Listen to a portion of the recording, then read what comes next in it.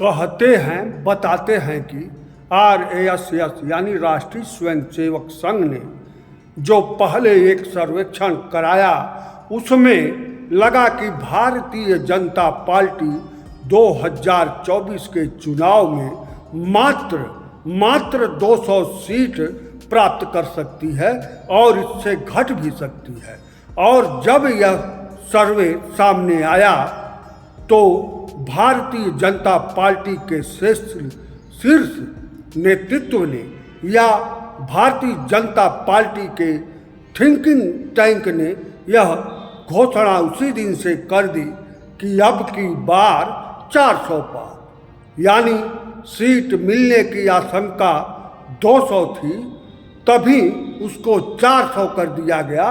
जब 400 का लक्ष्य लेकर चलेंगे तो 200 से ज़्यादा रहेंगे और तभी से यह नारा लग गया अब की बार 400 पार। किसी तमाम सोशल मीडिया पर कमेंट आते हैं कि अब की बार नदिया के पार। खैर, यह सब सोशल मीडिया की बातें हैं, लेकिन एक्चुअली 2024 लोकसभा चुनाव 2024 का परिणाम क्या होगा इसकी एक झलक सुन लीजिए। महंगाई, भ्रष्टाचार, बेरोजगारी पर कोई आंदोलन हो सकता है क्या? लगता है ऐसा? लगता नहीं है। यह मान लिया जाए कि अपने देश में ना ही महंगाई है, ना ही भ्रष्टाचार है और ना ही बेरोजगारी है। इसका जवाब तुरंत नहीं मिल सकता।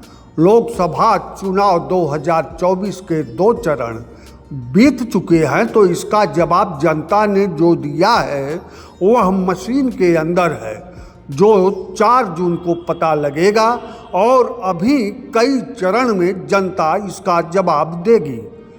वर्तमान में केंद्र में भारतीय जनता पार्टी की सरकार है और लोकसभा 2024 में भारतीय जनता पार्टी का कोई नेतृत्व महंगाई, बेरोजगारी और भ्रष्टाचार पर बोलने के लिए तैयार नहीं है। तो इसका मतलब साफ है कि भारतीय जनता पार्टी भी बेरोजगारी, महंगाई, भ्रष्टाचार पर सरकार में रहने के बावजूद काबू नहीं पा सकती है।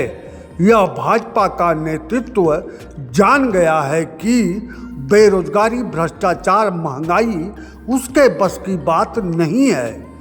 ऐसा नहीं है कि कांग्रेस पार्टी की सरकार थी तो उसने महंगाई, भ्रष्टाचार और बेरोजगारी पर काबू किया हुआ था या काबू पा लिया था।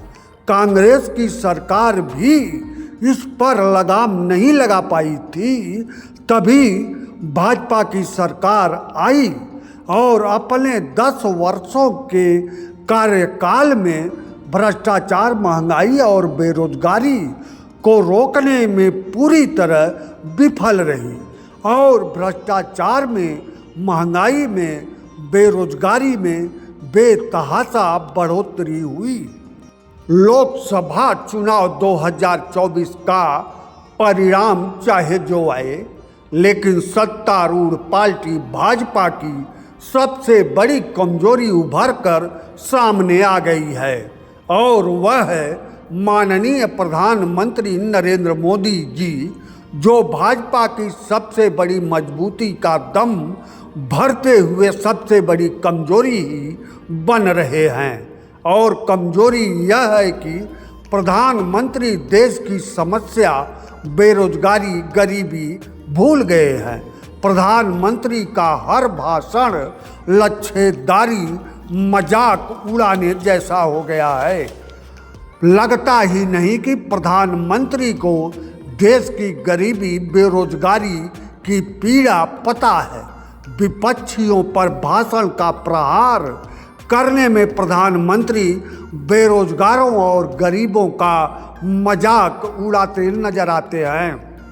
निश्चित तौर पर लोकसभा 2024 का चुनाव धर्म और जाति के नाम पर लड़ा जा रहा है, लेकिन परिणाम में भ्रष्टाचार, महंगाई, बेरोजगारी और गरीबी की झलक जरूर देखने को मिलेगी।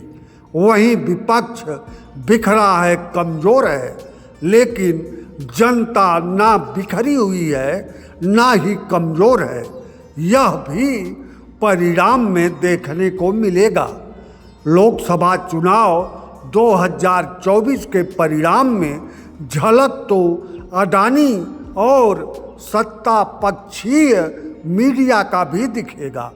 हो सकता है यह झलक टुकड़ों में दिखाई दे और एक बार पुनः विश्लेषणों में महंगाई, बेरोजगारी और भ्रष्टाचार, गरीबी को इन टुकड़ों में छिपाने की कोशिश हो। लेकिन जिस तरह कांग्रेस ने लंबे समय तक सत्ता में बने रहने के बावजूद इन मुद्दों से नहीं बच पाई, ठीक उसी तरह भाजपा भी नहीं बच पाएगी।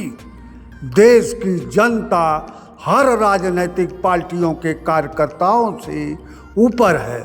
लोकसभा चुनाव 2024 का परिणाम इसका झलक जरूर दिखलाएगा। इस विश्लेषण में चुनावी मशीन की चालबाजी शामिल नहीं है।